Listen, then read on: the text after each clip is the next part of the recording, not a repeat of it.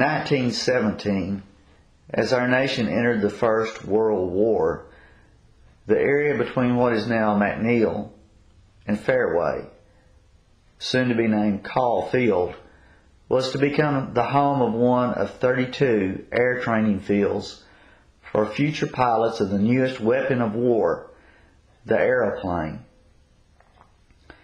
2,000 carpenters descended on the city, and by November, hangars, runways, officers' quarters, barracks, pigeon lofts, training centers, 46 structures in all, dotted the 640 acres.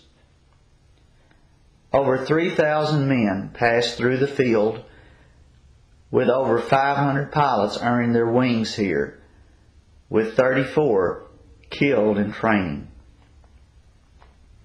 Housing developments, shopping centers, businesses, and schools slowly claimed the land, and then, in 1960, a body of believers from First Christian Church and Highland Heights Christian Church banded together to reclaim the property at 4400 Caulfield Road as God's property.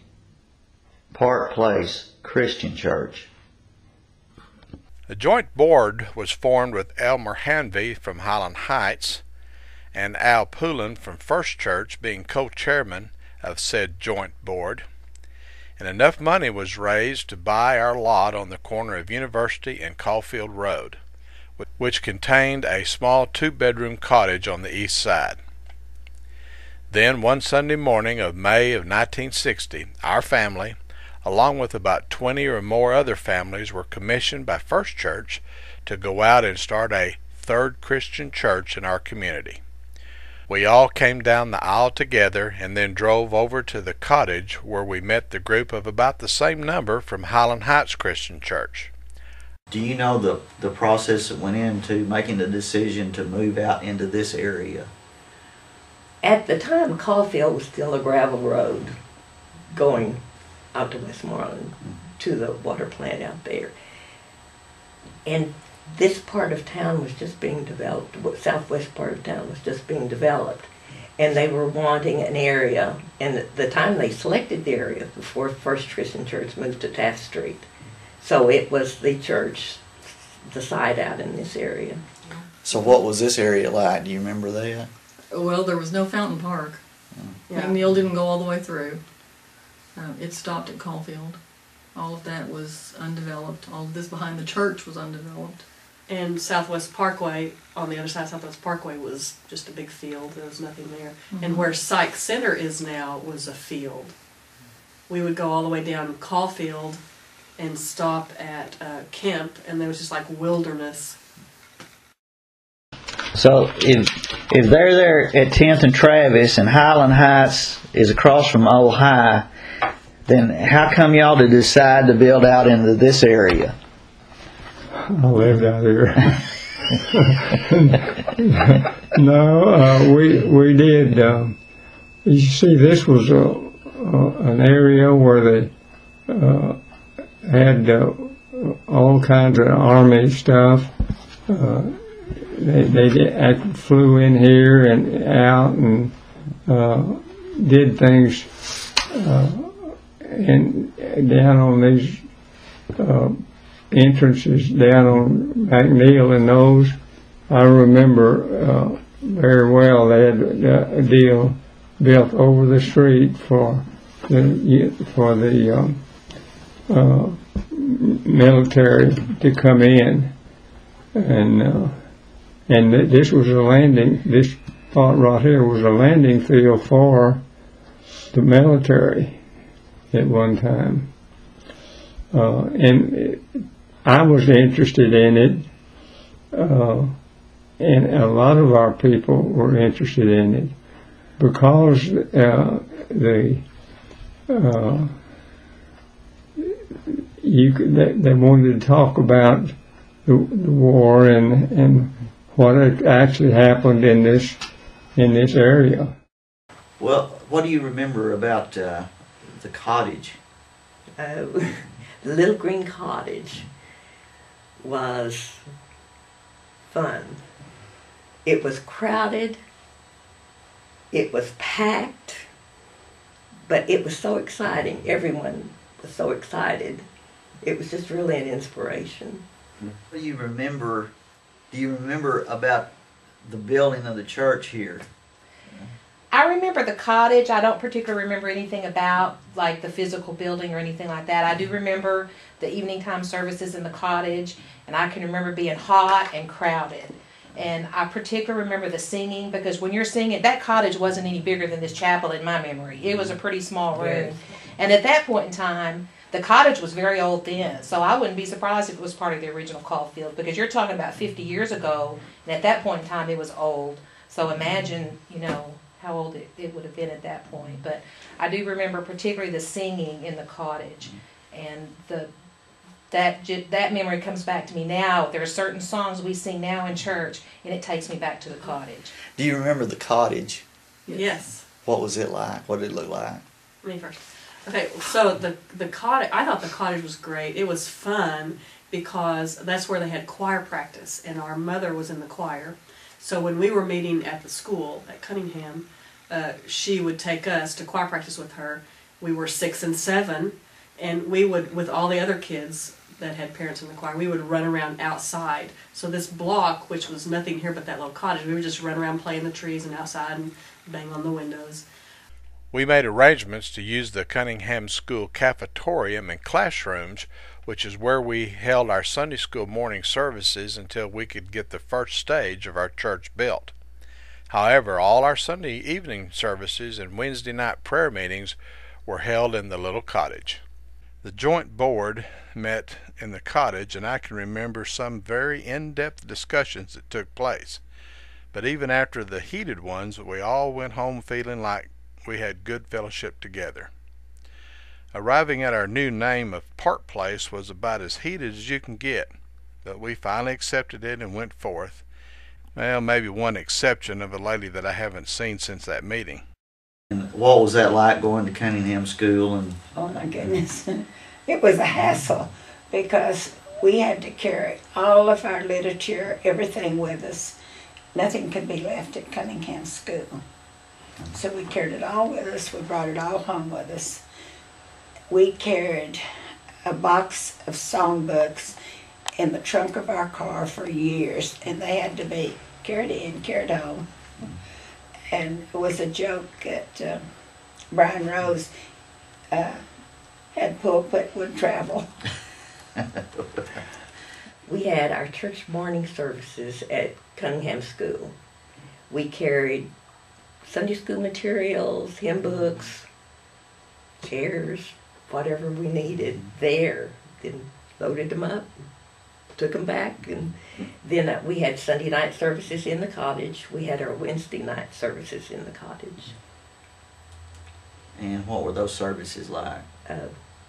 Packed, loud, fun, very inspirational. What, as a different perspective to this, what were some of the childhood memories that you had as you came into the church here at Park Place?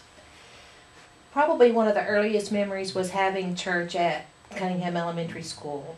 And at that time, since I was 5 years old, I was still preschool, so I thought it was awfully cool to get to go to the church for school.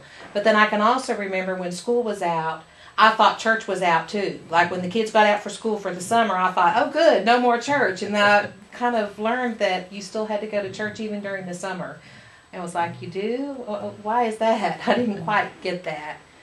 And at Cunningham School, I don't really remember having Sunday school there. As Mother was talking about hauling the Sunday school, so I don't particularly remember Sunday school there, but I do remember the minister gave out bubble gum every Sunday. And boy, us kids would wait in line to get that piece of bubble gum. And what was like services like at Cunningham School? That was really interesting because I remember one year, I guess the only year we were there, I was actually had Sunday school in the same room I went to school. So it was as though my only day out of Cunningham was Saturday. And I'd go back to my own room with Greta Hogan as my teacher at Cunningham School in my usual room. And then we had the cafeteria was our sanctuary, and the choir set up on the stage. And Susan and I had to sit on the front row. We sat on the very front row, so right Mom in front could watch us of the choir. and raise that eyebrow if she had to. My Sunday school class was in room 10, Show off. which was a 3rd grade class, but I was in 1st grade at the time, so I thought that was pretty fun, having Sunday school in a 3rd. Do you remember the bubble gum you got? Oh, The yeah. bubble gum. Yes, or Mr. Pullen. I thought he gave out dollars. I think he gave out dollars sometimes. We got bubble gum. Okay. It's probably worth $1. When they built the church, the original church isn't like it is today. I mean, No. how was it? This wing down here where we have Sunday school down where the office is was not built till 4 or 5 years later. So It was, the original building was the chapel. I mean, the church sanctuary the itself. kitchen, and the classrooms down the hall from there. In the fellowship hall, was that a part of Yes, it too? it was there. Okay. And then once you got in to the church itself, what were services like that you remember? Oh my goodness, they were great. Of course, we had folded chairs, and nearly every Sunday they had to put up more chairs. No, he didn't. When y'all got back over here after the building was built, what were services like over here? They were amazing because the place was full. And we had metal chairs and we had a tile floor.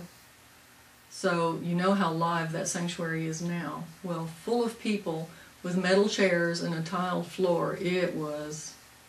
Dad, do you remember 1955.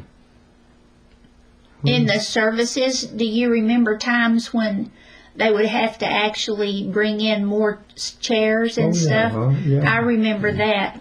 There were so many people coming that the sanctuary was filled to capacity just about. We'd have to bring chairs in, put them all up down the aisles. Yeah, we had carts that we put chairs on, probably 20 or 25 chairs, where we rolled down the hall and put them at the end of each row of the churches that were there.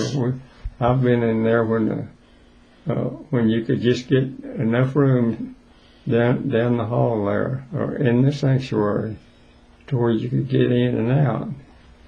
I mean, that's how we had How crowded it was. Now, the original church, when you built the original building, it doesn't include this where the classrooms are at now, did it? Yes, the front wing was here. And we were so crowded, we were just overflowing, there was not enough room. And the option was whether or not to go ahead and build a sanctuary was a part of the first plan, and we still should have the plans of that sanctuary. That would be at University in Caulfield on that corner. And we built the second wing, and those two wings would actually lead into the sanctuary. And the area in between, which is now a playground, would be an atrium or a church garden. How come you decide to leave Highland Heights and come out here with them when they started? Well, it sounded like a good idea. New church, participate, do what you could. So,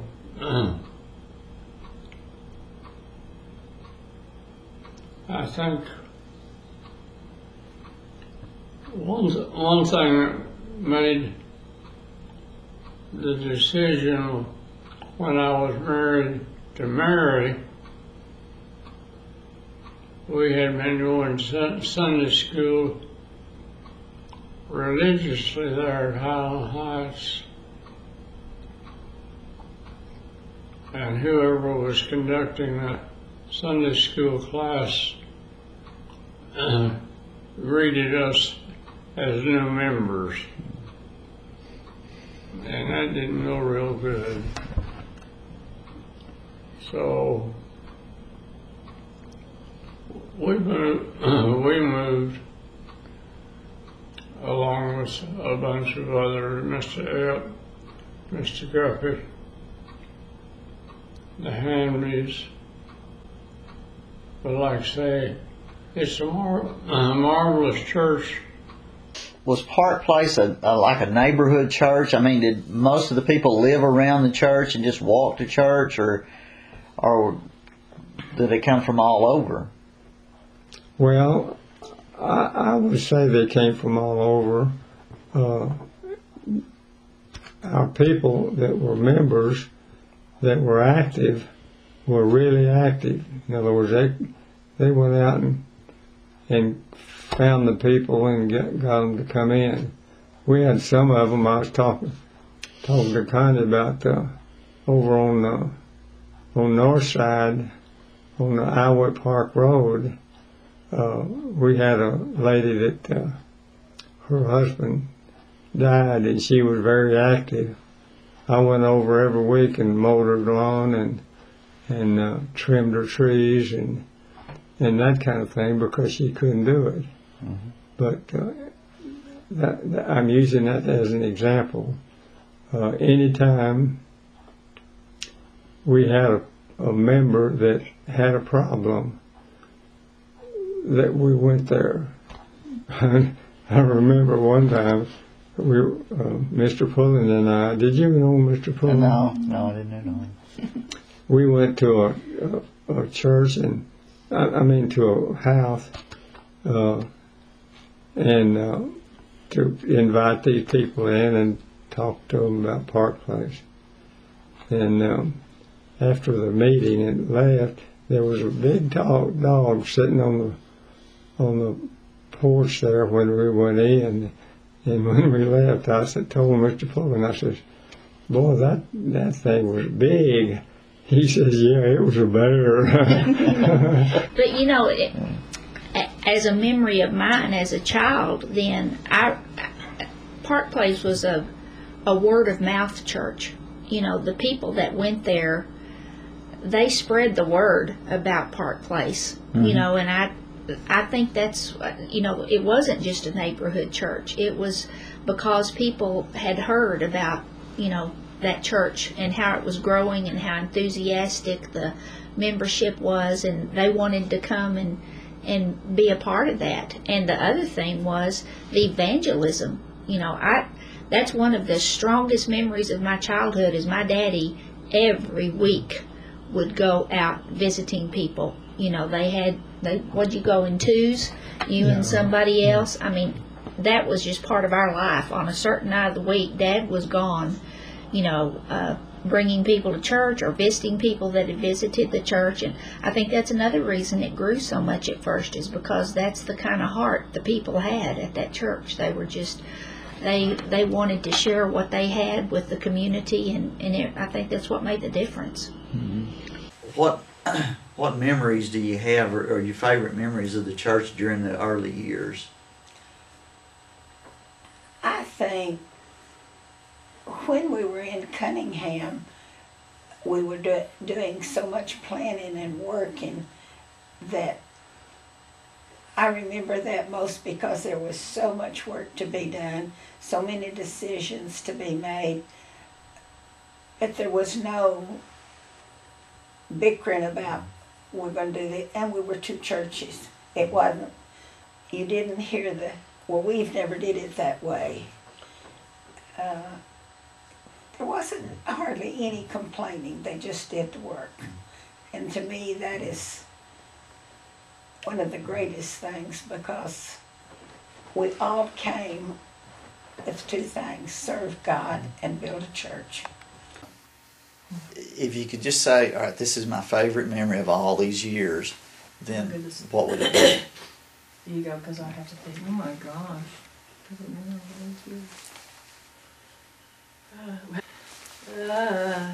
Favorite memory.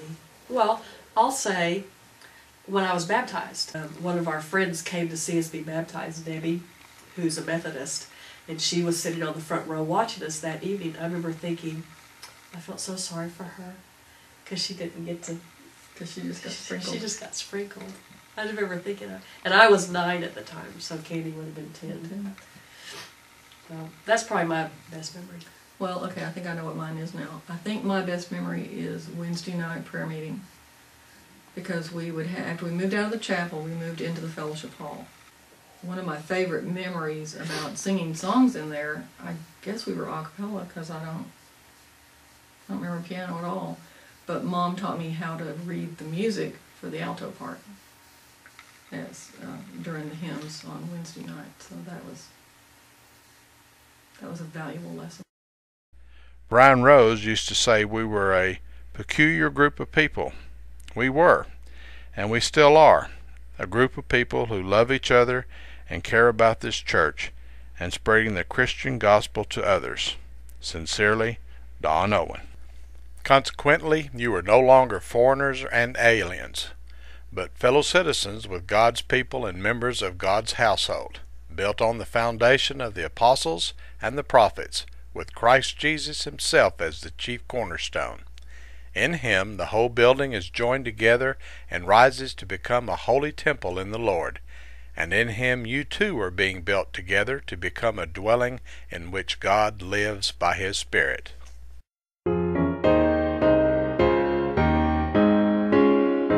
In the resurrection morning, when the trump of God shall sound, we shall rise, hallelujah, we shall rise. When the saints will come rejoicing, and no tears will there be found, we shall rise, hallelujah, we shall rise, yes, we shall rise. We shall rise, we shall rise, we shall rise. In the resurrection morning, when this prison bars are broken, we shall rise, hallelujah, we shall rise. In the resurrection morning, what a meeting it will be. We shall rise, hallelujah, we shall rise. When our fathers and our mothers and our loved ones we shall see, we shall rise, hallelujah, we shall rise, yes, we shall rise, we shall rise, hallelujah, we shall rise, amen, we shall rise. In the resurrection morning, when death's prison bars are broken, we shall rise, hallelujah, we shall rise.